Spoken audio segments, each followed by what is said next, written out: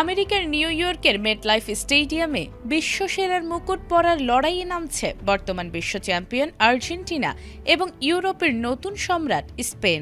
একদিকে লিওনেল মেসির ক্যারিয়ারের শেষ বিশ্বকাপ ট্রফি ধরে রাখার আকাঙ্ক্ষা, অন্যদিকে লামিন ইয়ামাল, নিকো উইলিয়ামসদের গতিঝড়। ফুটবল বিশ্ব যখন এই মহাদ্বৈরথের অপেক্ষায় প্রকম্পিত, ঠিক তখনই উত্তেজনা আরও বাড়িয়ে দিল অপটা সুপার কম্পিউটারের রোমাঞ্চকর সব ভবিষ্যৎবাণী।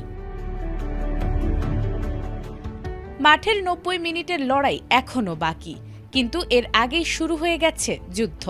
যেখানে মানুষের আবেগ থমকে যায়, সেখানে ডেটা আর অ্যালগরিদম দেখালো এক চরম রোমাঞ্চকর ভবিষ্যৎ। কোটি কোটি ফুটবল ভক্তের বুক দুরু দুরু কাঁপিয়ে অপটা সুপার কম্পিউটার রায় দিয়ে দিয়েছে কার মাথায় উঠছে ২০২৬ বিশ্বকাপের সোনালী মুকুট। ফাইনালের এই পথটা মোটেও সহজ ছিল না। সেমিফাইনালের মঞ্চে ফ্রান্সকে ২-০ গোলে স্রেফ উড়িয়ে দিয়ে ফাইনালের টিকিট কাটে স্পেন। ২০১০ সালের পর এই প্রথম বিশ্ব মঞ্চের ফাইনালের সুবাস পাচ্ছে তারা। অন্যদিকে ডিফেন্ডিং চ্যাম্পিয়ন আর্জেন্টিনার গল্পটা ছিল আরও বেশি নাটকীয়। সেমিফাইনালে পরাশক্তি ইংল্যান্ডের বিপক্ষে প্রথমে পিছিয়ে পড়লেও বুকভাঙা হতাশা পেছনে ফেলে দুর্দান্ত প্রত্যাবর্তনে টানা দ্বিতীয়বারের মতো ফাইনালে পা রাখে আলবিসেলেস্তেরা। তবে ফুটবল প্রেমীদের তুমুল বিতর্কের মাঝে অপটা সুপার কম্পিউটার রায় দিয়েছে স্পেনের পক্ষে। টুর্নামেন্টে পাসিং, প্রেসিং ও নিখুঁত আক্রমণের উপর ভিত্তি করে স্পেনকে ৫৬% এবং আর্জেন্টিনাকে ৪৪% জয়ের সম্ভাবনা দেয়া হয়েছে।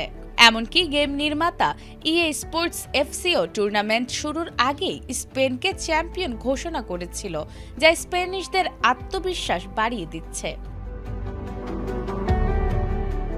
তবে এই ফাইনাল কেবল ট্রফি জয়ের নয়, এটি এক চরম প্রতিশোধ এবং যুগের পরিবর্তনের লড়াই। দুই দলের সর্বশেষ ঐতিহাসিক দেখা হয়েছিল ২০১৮ সালের এক প্রীতি ম্যাচে, যেখানে আর্জেন্টিনাকে ৬-১ গোলের লজ্জাজনক ব্যবধানে পিষে ফেলেছিল স্পেন। সেই ক্ষত এখনও দগদগে আর্জেন্টিনার বুকে।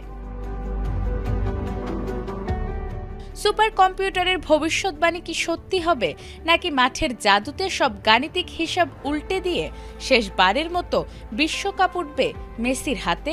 আমেরিকার মেটলাইফ স্টেডিয়ামেই মিলবে সেই ঐতিহাসিক প্রশ্নের উত্তর।